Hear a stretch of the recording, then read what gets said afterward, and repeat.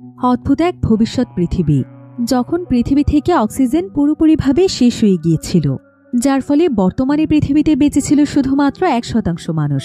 এমনকি অক্সিজেনের অভাবে সেই জায়গাগুলো বসবাসের উপযোগী ছিল না। আর এই সময় পৃথিবীর বেশিরভাগ জায়গায় ধ্বংস হয়ে গিয়েছিল। তাই যেই সমস্ত জায়গাগুলোতে মানুষেরা কোনো মতে বসবাস করতে পারত, সেই সমস্ত জায়গাগুলো আবার দখল করে নিয়েছিল পৃথিবীর সকল ধনী মানুষেরা, যারা কিনা ছিল অনেক ক্ষমতাবান।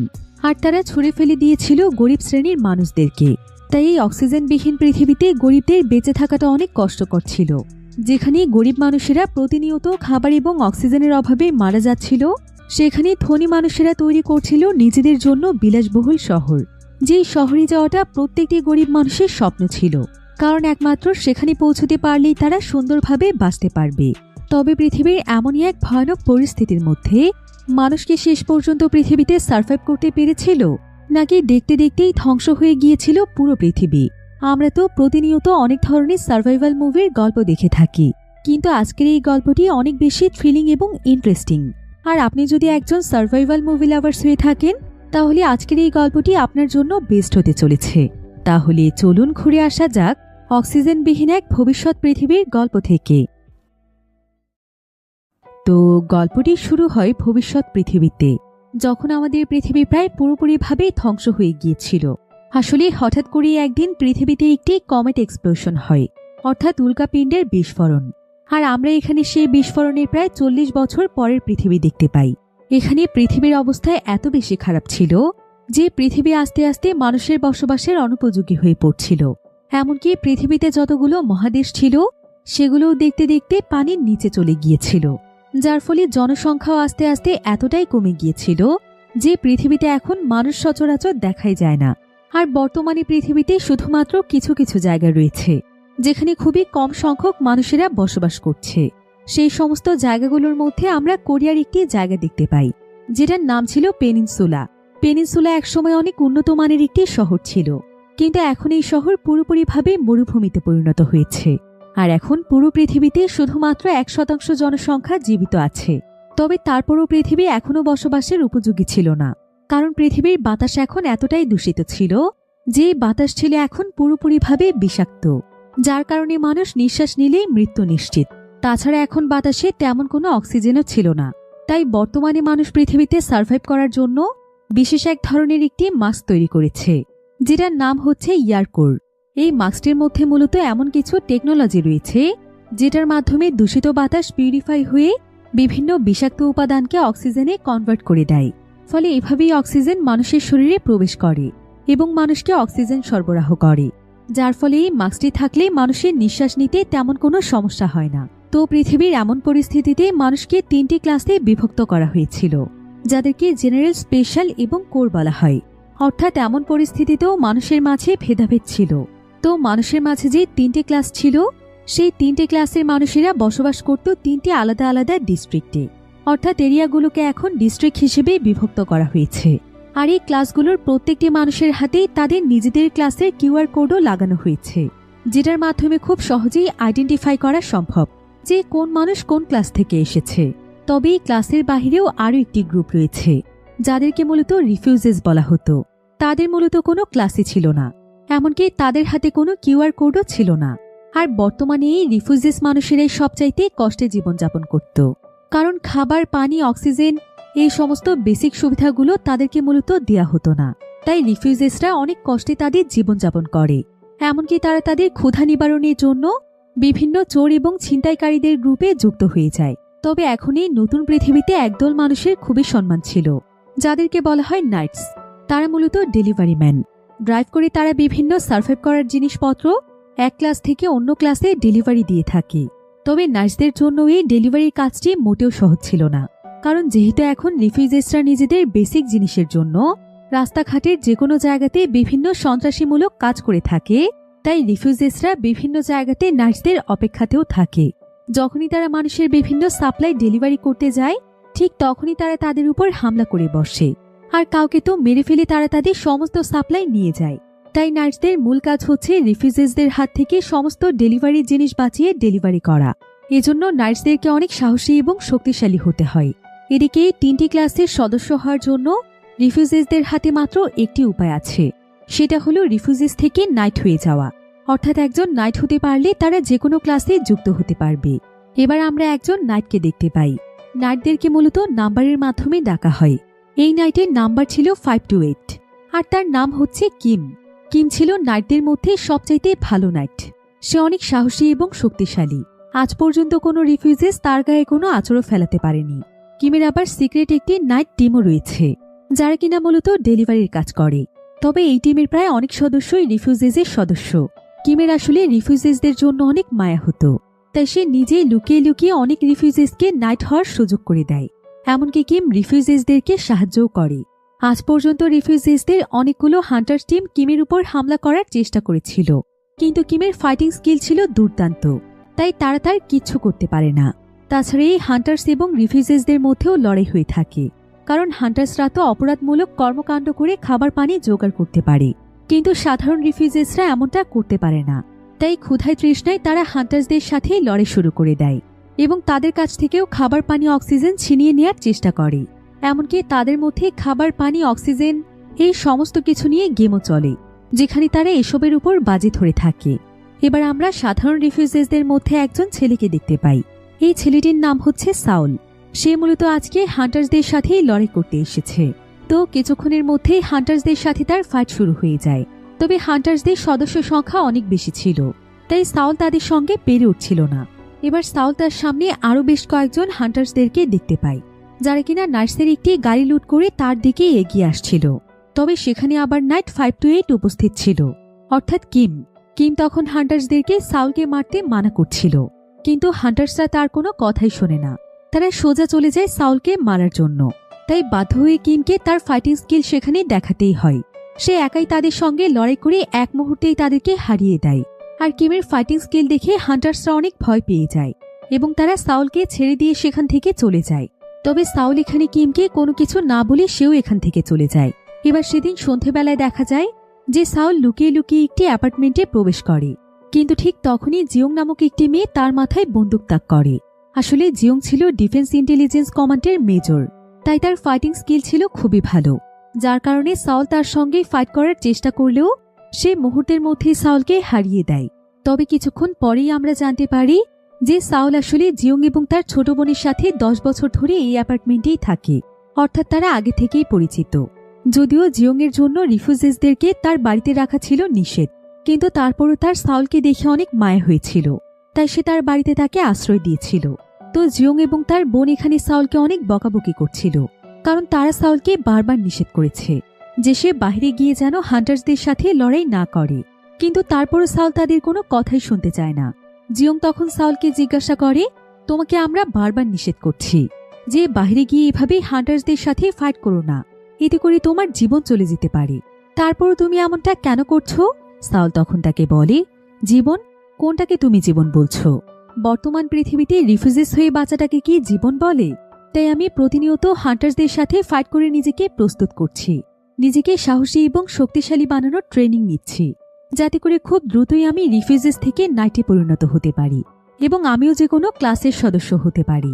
কিন্তু জিয়ং তখন তাকে বুঝিয়ে বলে যে নাইট হওয়া কোনো সহজ কথা নয়, নাইট হতে অনেক বেশি শক্তিশালী হতে হয়। তাছাড়া নাইটদের জীবন সবসময় ঝুঁকিতেই থাকে, তাই তুমি তোমার এই স্বপ্ন ভুলে যাও। তুমি তো আমাদের সাথে বেশ ভালোই আছো, তাহলে কেন তোমাকে নাইট হতে হবে? তবে সাউল আসলে কারো বোঝা হয়ে থাকতে চায় না। এবার পরের দিন আমরা একটি বিল্ডিং দেখতে পাই, যেখানে জিয়ং মিয়ং গ্রুপ অব কোম্পানিসের একটি মিটিং ছিল। আসলে আজ থেকে প্রায় 40 বছর আগে যখন পৃথিবী ধ্বংস হতে শুরু হয়েছিল, তখন এই কোম্পানির মালিক পৃথিবীতে নতুন নতুন নিয়মগুলো তৈরি করেছিল, যার নাম হচ্ছে চেয়ারম্যান ইউ। তো ইউ আজকে ঘুরে ঘুরে ডিস্ট্রিক্ট 1 পর্যবেক্ষণ করছিল, কারণ ডিস্ট্রিক্ট 1-এ এখন স্পেশাল কিছু কনস্ট্রাকশনের কাজ চলছে, কারণ আন্ডারগ্রাউন্ডে স্পেশাল একটি ক্লাসের মানুষেরা আছে। তাই সে চাইছিল ডিস্ট্রিক্ট 1-এর সবকিছু ম্যানেজ করে সেই স্পেশাল ক্লাসের মানুষদেরকে ডিস্ট্রিক্ট 1-এ নিয়ে আসতে। তবে ইউ চাইছিল যে নতুন ডিস্ট্রিক্টের দায়িত্ব গভর্নমেন্ট নিক, কিন্তু তার ছেলে এমনটা মোটেও চাইছিল না। তার ছেলে ছিল কোম্পানির সিইও শন। তখন তার বাবা ইউকে বলে যে ভুল করেও এই ডিস্ট্রিক্টের দায়িত্ব গভর্নমেন্টের হাতে দেয়া যাবে না, কারণ গভর্নমেন্ট যদি এখানকার সমস্ত লোকেশন দেখতে পায়, তখন তারা এখানে রিফিউজিসদেরকেও রিলোকেটেড করে দিতে পারে, কারণ এই ডিস্ট্রিক্টটি অনেক বড়। আর জনসংখ্যার তুলনায় জায়গা এখানে অনেক বেশি। কিন্তু আমি এটা কখনোই চাই না যে রিফিউজিসরাও আমাদের সঙ্গে চলে আসুক। আমি তাদেরকে ঘৃণা করি। অন্যদিকে আমরা সাউলকে দেখতে পাই, যে কিনা তার পুরনো একটি সাইকেল নিয়ে লুকিয়ে লুকিয়ে অ্যাপার্টমেন্ট থেকে বেরিয়ে এসেছে। সাউল তখন তার বন্ধুর সাথে একটি জায়গাতে লুকিয়ে পড়ে। এরপর যখনই তারা রাস্তাতে একটি নাইটের গাড়ি দেখতে পায়, ঠিক তখনই তারা সেই গাড়িটির পিছু করে আর সুযোগ বুঝে তারা গাড়িটিতে উঠে পড়ে। ভিডিওর এই পর্যায়ে আপনাদেরকে সবচাইতে বিশ্বস্ত একটি বুকমেকার অ্যাপের সঙ্গে পরিচয় করিয়ে দিতে চাই, যার অফিসিয়াল পার্টনার হচ্ছে সিরিয়া এবং পিএসজি। এই অ্যাপে আপনি সমস্ত লাইভ ম্যাচের ফলাফল এবং লাইভ ম্যাচ দেখতে পারবেন। এমনকি আপনি স্কোরও অনুমান করতে পারেন, যেমন কোন টিম জিতবে, কোন টিম কত রান করবে এবং কে সর্বোচ্চ স্কোর করবে। সেই সাথে এখানে বিএমডাব্লিউ গাড়ি, আইফোন, ল্যাপটপ এবং আরও অনেক নগদ পুরস্কার জেতার সুযোগ রয়েছে। এখানে রয়েছে ক্র্যাশ গেম, যেটা সকলের অনেক বেশি পছন্দের। গেমটিতে প্লেনের উচ্চতা যত বেশি হবে, আপনি তত বেশি টাকা জিততে পারবেন। আর সবচাইতে ভালো বিষয় হচ্ছে, নতুন ইউজাররা আমার প্রচার কোড KUIAW ব্যবহার করে সাইন আপ করলে 30,000 টাকা পর্যন্ত বোনাস এবং ফ্রি স্পিন পেতে পারেন। আর জেতা টাকা আপনি চাইলে বিকাশ, রকেট, নগদ, ব্যাংক এবং অন্যান্য সহজ পদ্ধতির মাধ্যমে খুব সহজেই তুলে নিতে পারেন। তাহলে আর দেরি কিসের? রেজিস্ট্রেশনের জন্য আমার পিন কমেন্টে থাকা নির্দেশনাগুলো ফলো করুন। আর অবশ্যই আমার প্রচার কোড KUIAW ব্যবহার করতে ভুলবেন না। এদিকে দেখা যায় যে এই গাড়িটি আর কেউ নয়, বরং কিম চালাচ্ছিল, অর্থাৎ নাইট নাম্বার 528। কিমের কাছে এখানে একটু সন্দেহ হচ্ছিল যে কেউ হয়তো তার গাড়িতে চড়েছে, তাই সে তখন অনেক স্পিডে তার গাড়িটি জিগজ্যাগ পজিশনে চালাতে থাকে। কিন্তু সাউল তার বন্ধুকে নিয়ে অনেক শক্তভাবে গাড়িটিতে বসেছিল, তাই এভাবে গাড়ি চালানোর পরেও তারা এখানে পড়ে যায় না। কিম তখন তার গাড়ির ইলেকট্রিক্যাল সিস্টেম চালু করে দেয়। এতে করে গাড়ির মধ্যে প্রচণ্ড জোরে এক শক তৈরি হয়ে যায়। তবে এখানে দেখা যায় যে সাউলকে বাদ দিয়ে গাড়ি থেকে সবকিছুই নিচে পড়ে যায়, আর সাউল সোজা এসে ঢুকে পড়ে গাড়ির প্যাসেঞ্জার সিটে। সাউল প্রথমে কিমকে দেখে কিছুটা ভয় পেয়ে যায়। সে কিমকে বলে, আমি এখানে ফাইট করতে আসিনি। তারপর সে কিম সম্পর্কে কিছুটা জানে, যে কিম কত ভালো ফাইটার, তাই সে নিজে নিজেই ফাইটের জন্য প্রস্তুতি নিচ্ছিল। কিন্তু এমন সময় কিম তাকে এমন জোরে একটি ধাক্কা দেয় যে সাউল গাড়ি থেকে ছিটকে অনেক দূরে গিয়ে পড়ে। এবার অন্যদিকে আমরা সাউলকে দেখতে পাই, সে অনেক ভয়ে ভয়ে তার অ্যাপার্টমেন্টে প্রবেশ করে। সেখানে জিওংয়ের ছোট বোন ছিল, তার নাম হচ্ছে সারা। আর সারা যখনই সাউলকে দেখতে পায়, তখন সে সাউলকে একটি রুমের মধ্যে এনে বন্দি করে ফেলে। আর সে সাউলকে বলে, আজ থেকে তুমি এখানেই বন্দি থাকবে, তোমার বাহিরে যাওয়া একদম বন্ধ। এবার কিছুক্ষণ পর দেখা যায় যে সারার কাছে কিছু সাপ্লাই নিয়ে একজন ডেলিভারি ম্যান আসে, যে কিনা মূলত কিমি ছিল। আর ডেলিভারি শেষ করে কিমের এখান থেকে চলে যাওয়ার পর সেখানে বেশ কয়েকজন ব্যক্তি আসে, আর তারা এখানে এসে সারাকে জোর করে ধরে ফেলে। তারা আসলে সারার শরীরে একটি ইনজেকশন পুশ করতে চাইছিল। তাই সাউল তখন কোনো উপায় না পেয়ে একটি দরজা ভেঙে তাদেরকে মারতে শুরু করে। কিন্তু তাদের প্রত্যেকের হাতে বন্দুক থাকার কারণে তারা সেখানে শুট করতে শুরু করে। এমন সময় সারার চিৎকার শুনতে পেয়ে সাউল তার কাছে দৌড়ে চলে যায়, আর সে দেখতে পায় যে সারার একটি গুলি লেগেছে। এরপর মাত্র কিছু সময়ের মধ্যে সারা সেখানেই মারা যায়। সাউল এতে ভীষণ কষ্ট পেয়েছিল, সে কি করবে কিছুই বুঝতে পারছিল না। কিন্তু ঠিক তখনই সেখানে একজন ব্যক্তি এসে সাউলকেও শুট করে দেয়। তবে এই অ্যাপার্টমেন্ট থেকে এতগুলো বন্দুকের আওয়াজ শুনতে পেয়ে কিম দ্রুত সেই জায়গাতে চলে আসে, আর তাকে দেখে তারা সবাই সেখান থেকে পালিয়ে যায়। এরপর কিম দেখতে পায় যে সাউল এখনো মারা যায়নি, তাই সে সাউলকে তার গাড়িতে উঠিয়ে ট্রিটমেন্টের জন্য নিয়ে যাচ্ছিল। কিম সোজা সাউলকে তার বাড়িতে নিয়ে আসে আর সিক্রেটভাবে তার ট্রিটমেন্টের ব্যবস্থা করে। তবে কিম এখানে চিন্তা করছিল যে মাথায় গুলি লাগার পরও সাউল কিভাবে বেঁচে গিয়েছে। তবে এমন সময় কিম জানতে পারে যে সাউলের মাথার উপরের অংশ আসলে লোহা দিয়ে তৈরি, তাই মূলত বুলেট তার তেমন কোনো ক্ষতি করতে পারেনি। তবে সাউল অনেকবার মিউটেন্সের ব্যাপারে শুনেছিল, কিন্তু সে বিশ্বাস করেনি। মিউটেন্স আসলে মডিফাই হওয়া কোনো মানুষ, যাদের ভেতর স্পেশাল কিছু অ্যাবিলিটি থাকে। তো কিমের কাছে সাউলকেও একজন মিউটেন্স মনে হচ্ছিল। এবার অন্যদিকে আমরা জিওংকে দেখতে পাই। জিওংকে এখানে অর্ডার দেয়া হয় যে সারার বডিটিকে খুব ভালোভাবে ইনভেস্টিগেশন করার জন্য। এবার জিওং তখন একজন বয়স্ক লোকের সাথে দেখা করতে যায়, যাকে জিওং দাদা বলে ডাকে। জিওংয়ের মন খারাপ থাকলে জিওং তারই দাদার কাছে চলে আসে। তো সে এখানে সারার ব্যাপারে সবকিছু তাকে খুলে বলে। অন্যদিকে আমরা কিমকে দেখতে পাই। কিম সেদিন সন্ধেবেলায় জিওংয়ের কাছে আসে, আর সে জিওংকে জানায় যে সাউলকে সে বাঁচিয়ে নিয়েছে। কিম এখানে জিওংকে আরো জানায় যে যারা সারার উপর অ্যাটাক করেছে তারা মূলত কিডন্যাপার ছিল। তারা প্রায় বেশ কিছুদিন যাবৎ অনেক মানুষকে এভাবে কিডন্যাপ করেছে। তো এসব কথা বলে কিম যখন সেখান থেকে চলে যায় তখন জিওংয়ের তার অতীত জীবনের কিছু কথা মনে পড়ে যায়। আসলে একবার তাদেরকে একটি মিশন দেওয়া হয়েছিল, যেখানে রিফিউজিসদের একটি টিমকে তাদেরকে শেষ করে দিতে বলা হয়েছিল। তাই জিওং এবং তার টিম মিলে তখন তাদেরকে শেষ করে দেওয়ার জন্য যায়। তবে সেখানে সে ছোট্ট একটি বাচ্চাকে লুকিয়ে থাকতে দেখতে পায়। তার এতে তার প্রতি খুবই মায়া হয়। এরপর সে সেই বাচ্চাটিকে সেখান থেকে পালিয়ে যেতে সাহায্য করে। আর জিওং আজকে কিমকে দেখে চিনতে পেরেছিল যে সেদিন তার সেই বাঁচানো ছেলেটাই মূলত কিম। জিওং তখন এসব চিন্তা করতে করতে তার বাড়িতে ফিরে আসে। আর সে দেখতে পায় যে বাড়িতে তার জন্য সাওল অপেক্ষা করছে। সাওল এখন পুরোপুরিভাবে সুস্থ। তবে এখানে জিওং এবং সাওলের দুজনেরই খুবই মন খারাপ ছিল, কারণ তারা দুজনই সারাকে অনেক ভালোবাসত। আর সারার মৃত্যু তারা কোনোভাবেই মেনে নিতে পারছিল না। এবার জিওং তখন সাওলকে বলে, আমি তোমাকে আর আমার কাছে রাখতে পারবো না, কারণ এখানে যে কোনো সময় তোমার বিপদ হতে পারে। তাই তুমি হয় তোমার বন্ধু, না হলে আমার দাদার কাছে গিয়ে থাকো। একথা শুনে সাওল অনেক বেশি ইমোশনাল হয়ে যায়। আর সে জিওংকে বলে, 10 বছর আগে থেকে আপনি আমার দেখাশোনা করেছেন, লুকিয়ে লুকিয়ে আমাকে আপনার কাছে রেখেছেন। আপনার এই অবদান আমি কখনোই ভুলব না। তবে আমার একটি বিষয়ে সারা জীবন আফসোস থাকবে, যে আমি আপনার বোন সারাকে বাঁচাতে পারিনি। আসলে সারার মৃত্যুতে সাওল অনেক বেশি ডিপ্রেসড হয়ে গিয়েছিল। এবার দেখা যায় সাওল বাড়ি থেকে বের হওয়ার পর সোজা সে হান্টার্সদের একটি টিমের কাছে চলে আসে। আর সে হান্টার্সদেরকে বলে, আমি এই পৃথিবীতে আর বেঁচে থাকতে চাই না। আমার মতো অযোগ্য মানুষদের বেঁচে থাকার কোনো অধিকার নেই। আমাকে তোমরা মেরে ফেলো। আর হান্টার্সদের মনেও এখানে কোনো মায়া দয়া ছিল না। তাই তারা সবাই মিলে তখন সাওলকে মারতে শুরু করে। তবে এমন সময় সেখানে সাওলের কয়েকজন বন্ধুরা চলে আসে। তারা তখন কোনো মতে সাওলকে বাঁচিয়ে তাদের বাড়িতে নিয়ে আসে। তবে হান্টার্সরা সাওলের মাথায় প্রচণ্ড জোরে আঘাত করেছিল। তাই সাওল প্রায় বেশ কয়েকদিন যাবৎ অজ্ঞান অবস্থাতেই পড়েছিল। অন্যদিকে আমরা 527 নামক একজন নাইটকে দেখতে পাই, যে কিনা ইউয়ের ছেলে শনির সাথে দেখা করতে আসে। সে এখানে শনির কাছে জানতে চায় যে শহরে যে কিডন্যাপিং এর কেসগুলো চলছে সে শুনেছে সেটা শন করছে। যদি এটা সত্যি হয়ে থাকে তাহলে সে শনের সাথে কাজ করবে না। শন তখন তাকে বলে, এটা সম্পূর্ণ মিথ্যে।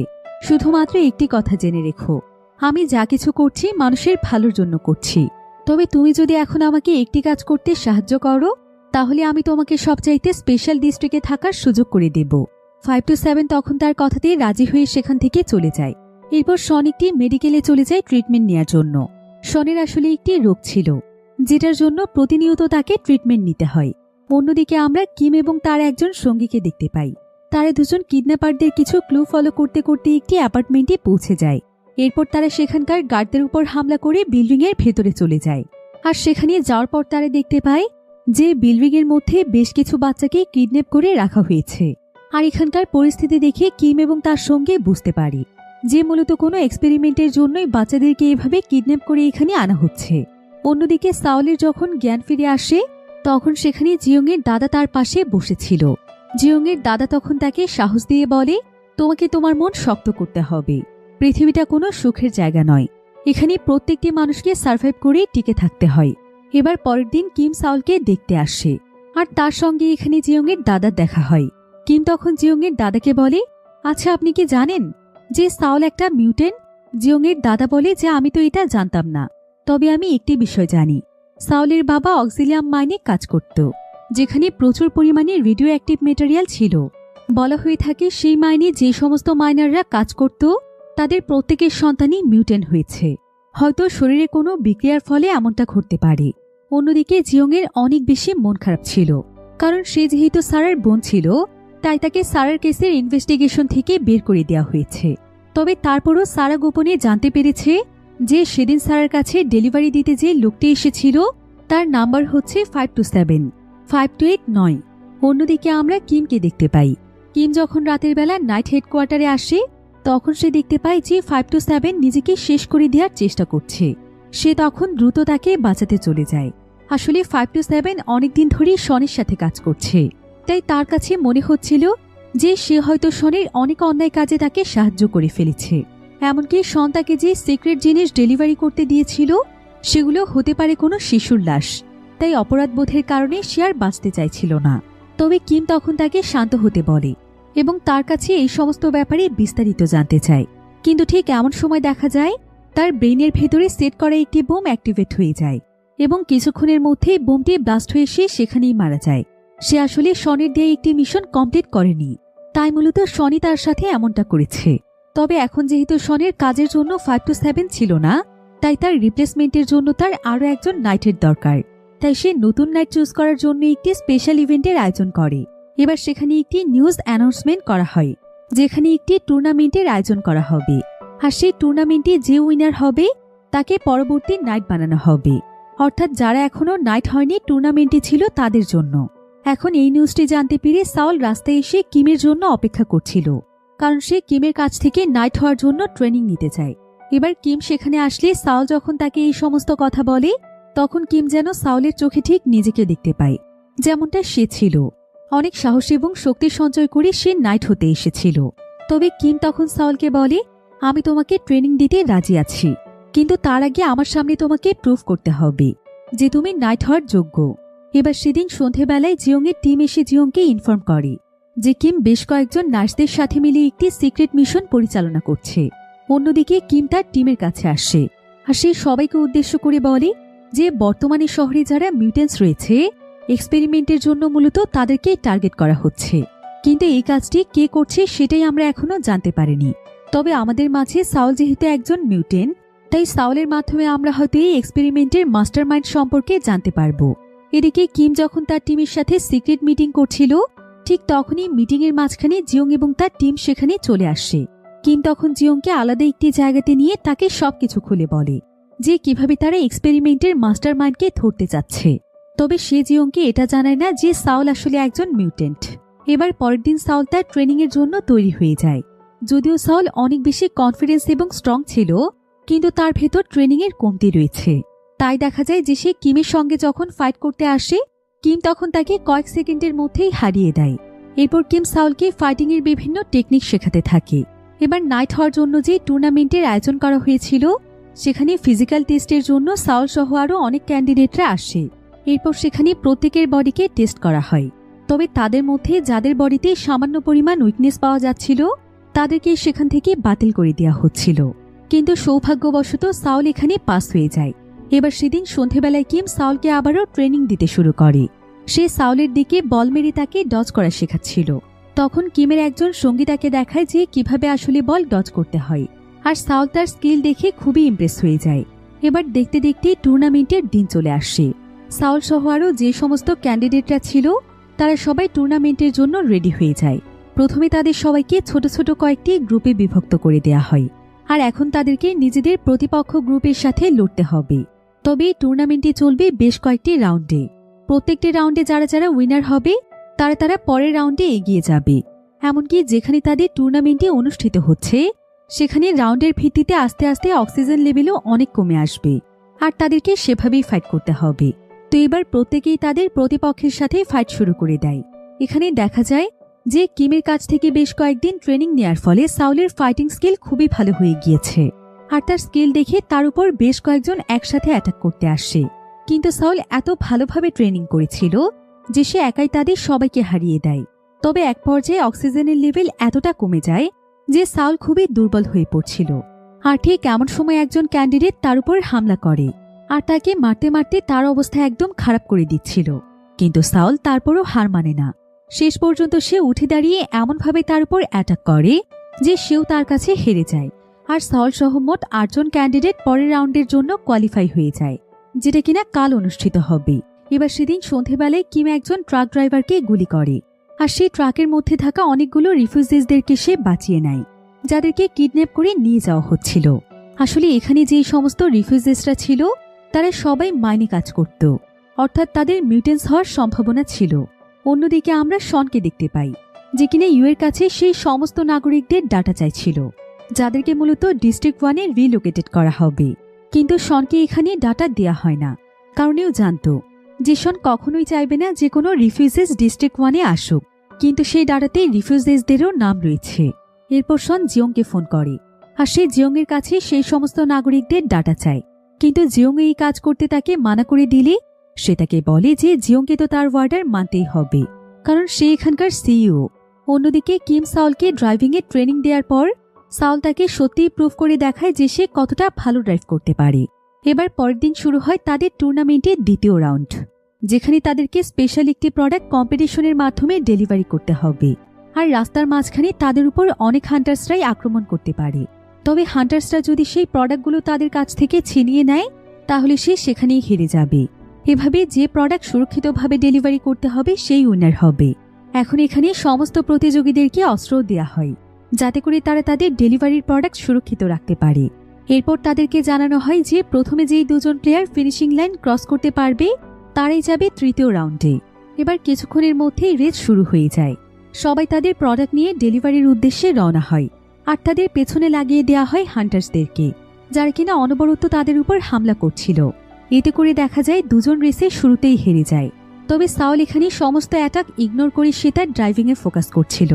এদিকে বাকি সবাই হান্টার্সদের উপর শুট করছিল, যার ফলে হান্টার্সদের গাড়ি সেখানে বিস্ফোরিত হয়ে যায়।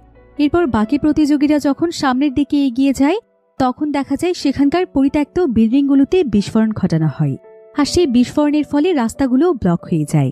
তবে তাদেরকে এখন এই রাস্তাও ক্রস করতে হবে। তো এভাবে কম্পিটিশন করতে করতে শেষ পর্যন্ত 4 জন বাকি ছিল। কিন্তু এমন সময় সাউল ভুল করে ট্র্যাকের বাইরে চলে যায়। এমন সময় আরো কয়েকজন হান্টার্স তার পিছু পিছু চলে আসে। তবে সে তার ড্রাইভিংয়ের একটি স্পেশাল স্কিল ব্যবহার করে একটি বিল্ডিংয়ের মধ্যে চলে যায় আর এভাবে সে হান্টার্সদের পিছু ছাড়িয়ে আবারও তার ট্র্যাকে চলে আসে। কিন্তু এবার অন্য একটি গাড়ির সাথে ধাক্কা লেগে তার গাড়িটি উল্টে যায়। সাউল তখন তার গাড়ি থেকে তার প্রোডাক্ট নিয়ে বেরিয়ে আসে আর সে পায়ে হেঁটেই এমন একজন প্লেয়ারের কাছে আসে যে কিনা বিপদে পড়েছিল।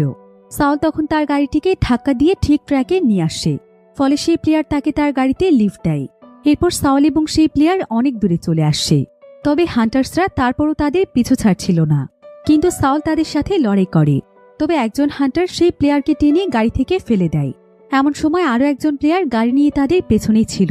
তারপরও সাউল সেই প্লেয়ারকে ধোঁকা দেয় না, সে সেই প্লেয়ারকে বাঁচিয়ে অনেক দ্রুত গাড়ি চালাতে থাকে আর ফাইনালি সে সবার আগে ফিনিশিং লাইন ক্রস করে ফেলে। কিন্তু এখানে শুধুমাত্র সেই প্লেয়ারকেই উইনার বানানো হয়, কারণ সাউলকে যে প্রোডাক্টটি ডেলিভারি করতে দেওয়া হয়েছিল সেটাতে গুলি লেগে গিয়েছিল। সাউলের এতে খুবই মন খারাপ হয়ে যায়। তো যে উইনার হয়েছে তার নাম্বার ছিল 3। এবার অন্যদিকে শনের কাছে একজন লোক এসে জানায় যে প্লেয়ার নাম্বার 3-এর হাতে ইনজুরি হয়েছে, তাই সে ফাইনালি কম্পিটিশন করতে পারবে না। এজন্য তার পরিবর্তে সাউলকে 3rd রাউন্ডে কোয়ালিফাই করে দেওয়া হয়। এই নিউজটি জানতে পেরে সাউল অনেক খুশি হয়ে যায় আর সে তার বন্ধুদের সাথে সেখানে সেলিব্রেট করতে থাকে। অন্যদিকে আমরা জিয়ং এবং তার একজন সঙ্গীকে দেখতে পাই যে কিনা শনকে ডিস্ট্রিক্ট 1-এর কিছু ডাটা দেখাচ্ছিল। তবে শন এখানে সমস্ত মানুষের পার্সোনাল ডাটাও দেখে নেয় এবং বলে যে ডিস্ট্রিক্ট 1-এ সে শুধুমাত্র সেই সমস্ত মানুষদেরকেই নিয়ে যাবে যারা তাদের সামঞ্জস্য তাদের পরিবেশের সঙ্গে খাপ খাইয়ে চলতে পারবে। রিফিউজিসদের মতো মানুষদেরকে নিয়ে সে সেখানকার পরিবেশ নষ্ট করতে চায় না। এটা শুনে জিয়ংয়ের অনেক রাগ হচ্ছিল। এবার সেদিন সাউল একটি স্পেশাল ফ্যাসিলিটিতে যায় যেখানে তাদেরকে 3rd রাউন্ডের জন্য ট্রেনিং দেয়া হবে। আর 3rd রাউন্ডটি মূলত টিভি স্ক্রিনে শহরের সমস্ত মানুষদেরকে দেখানো হবে। অন্যদিকে শনকে তার বাবা ইউল ডেকে পাঠায়। সে শনের কাছে জানতে চায় যে সে কেন মানুষের পার্সোনাল ডাটা দেখেছে। শন তখন তার বাবাকে বলে সেই ডাটাগুলোর মাধ্যমে সেই সমস্ত মানুষদেরকে চিহ্নিত করবে যাদের জেনেটিক পজিশন অনেক উঁচু স্তরের, এমনকি যারা রিফিউজিসদের আশেপাশেও থাকে না। কারণ ডিস্ট্রিক্ট 1-কে সে এমন একটি সেক্টর বানাতে চায় যেখানে ভালো পরিবেশের মানুষেরা থাকবে, যেটা হবে একটি হাই সোসাইটি। কিন্তু ইউ এখানে তার ছেলেকে বলে তুমি যেটা করতে যাচ্ছ সেটা একদম ভুল। তাই প্রতিটি মানুষেরই অধিকার আছে ভালো পরিবেশে বাঁচার। তাই আমি ডিস্ট্রিক্ট 1-কে এমনভাবে তৈরি করছি যাতে করে মানুষের মধ্যে কোনো ভেদাভেদ না থাকে এবং সবাই একসঙ্গে শান্তিপূর্ণভাবে বসবাস করতে পারে। আর আমি যেমনটা চাইছি ঠিক তেমনটাই হবে। ইউ এর কথা শুনে শন এখানে তাকে আর কিছু না বলে বেরিয়ে আসে। শন তখন প্রচণ্ড রাগান্বিত হয়ে তার এক্সপেরিমেন্ট সেন্টারে যায় আর সে তার রাগ নিয়ন্ত্রণের জন্য বিনা কারণে সেখানে একটি শিশুকে মেরে ফেলে। অন্যদিকে কিম জানতে পারে যে শন রিফিউজিসদের ফাইনাল ম্যাচটি দেখানোর জন্য শহরের বিভিন্ন জায়গাতে বড় বড় টিভি স্ক্রিন পাঠাচ্ছে। তবে এটা জানতে পেরে কিমের সন্দেহ হয়, কারণ শনের মতো মানুষ রিফিউজিসদের জন্য কোনো কিছু করবে এটা তো ভাবাই যায় না। তাই সে এই ব্যাপারে খোঁজ করতে যায়। এবার পরের দিন টুর্নামেন্টের ফাইনাল ম্যাচ শুরু হয়ে যায়। হাজার হাজার রিফিউজিসরা ম্যাচটি দেখতে আসে। তবে ম্যাচের প্রস্তুতির জন্য সাউলকে কোড ডিস্ট্রিক্টে নিয়ে যাওয়া হয়, যেখানে মূলত নিঃশ্বাস নেওয়ার জন্য কোনো মাস্কের প্রয়োজন ছিল না। এদিকে শনও এই ম্যাচটি দেখতে এসেছে, তবে তার বাবা আসেনি। এমনকি দেশের প্রেসিডেন্টও ম্যাচটি দেখার জন্য এসেছে। অন্যদিকে মাঝ রাস্তাতে কিমের উপর কয়েকজন অ্যাটাক করলে কিম একজনকে ধরে তার গলার মধ্যে একটি চিপ দেখতে পায়, যেটা মূলত শন তার কর্মচারীদের ঘাড়ে লাগিয়ে দিয়েছে, যাতে করে তারা তাদের কাজে ভুল করলে তাদেরকে সে মেরে ফেলতে পারে। তো কিম তখন তাকে তার কাছে আটকে ফেলে, আর সে সেই ব্যক্তির হয়ে শনকে রিপ্লে দিতে থাকে, যাতে করে শন বুঝতে না পারে যে তার লোক ধরা পড়েছে। অন্যদিকে ফাইনাল রাউন্ড শুরু হয়ে যায়। ফাইনাল রাউন্ডেও 3টি রাউন্ড হবে, আর প্রত্যেকটি রাউন্ডের জন্য থাকবে 5 মিনিট সময়। এভাবে করে যে জিততে পারবে সেই নাইট হতে পারবে। এবার এখানে দেখা যায় যে সাউলের প্রতিপক্ষ খুবই ভালোভাবে ট্রেনিং নিয়ে এসেছে, তাই সাউল প্রথমে তার হাতে প্রচণ্ড মার খায়। কিন্তু এখানে দেখা যায় যে সাউল আসলে কিমের বলে একটি ট্রিক্স ফলো করছিল, যেখানে কিম তাকে প্রথমে প্রতিপক্ষের অ্যাটাকের স্টাইল বুঝতে বলেছিল, আর সে সেটাই করছিল। এবার সবকিছু বুঝে যাওয়ার পর সাউলও ফাইট করতে শুরু করে। এদিকে সমস্ত রিফিউজিসরা ম্যাচ দেখতে ব্যস্ত ছিল, আর এই সুযোগে শনের টিম যেই সমস্ত জায়গাতে রিফিউজিসরা বসবাস করে সেই প্রত্যেকটি জায়গাতে একটি করে বোম সেট করে দেয়। আসলে সে সমস্ত রিফিউজিসদেরকে মেরে ফেলতে চাইছিল। অন্যদিকে কিম শনের যে লোককে আটকে রেখেছিল সে এখানে তার ফোনের মাধ্যমে শনের প্ল্যান সম্পর্কে জেনে যায়, যে শন কিভাবে রিফিউজিসদেরকে মেরে ফেলার প্ল্যান করেছে। কিম তখন তার সিক্রেট টিমকে নিয়ে রিফিউজিসদেরকে বাঁচানোর জন্য বেরিয়ে পড়ে। অন্যদিকে দেখা যায় যে সাউল প্রত্যেকটি রাউন্ড খুবই সুন্দরভাবে জিতে যায়, তবে তার প্রতিপক্ষ তার মাথায় এমনভাবে আঘাত করেছিল যেটার মাধ্যমে বোঝাই যাচ্ছিল যে তার মাথা লোহার তৈরি, যার ফলে শন এটা বুঝতে পারে। এবার কিছুক্ষণ পরে শন একটি বাটন প্রেস করে সমস্ত রিফিউজিসদেরকে মেরে ফেলে। কিম তার লোকদেরকে নিয়ে পৌঁছানোর আগেই সবকিছু শেষ হয়ে যায়। অন্যদিকে সাউলও বুঝতে পারে যে সে আসলে একজন মিউটেন্টস। এবার সাউলকে রেজিস্ট্রেশনের জন্য নিয়ে যাওয়া হয়, কারণ তাকে আজকে নাইট বানানো হবে। এরপর ডক্টর তার হাতে একটি কিউআর কোড বসিয়ে দেয়, যেমনটা মূলত বিভিন্ন ক্লাসের মানুষদের হাতে থাকে। এখন সাউলের অফিসিয়াল নাম্বার ছিল 527। অন্যদিকে শন সাউলকে নিয়ে একটি রিসার্চ করতে চাইছিল, কারণ সাউল মিউটেন্টস হওয়ার কারণে তার ভেতরে স্পেশাল কোনো না কোনো কিছু আছে।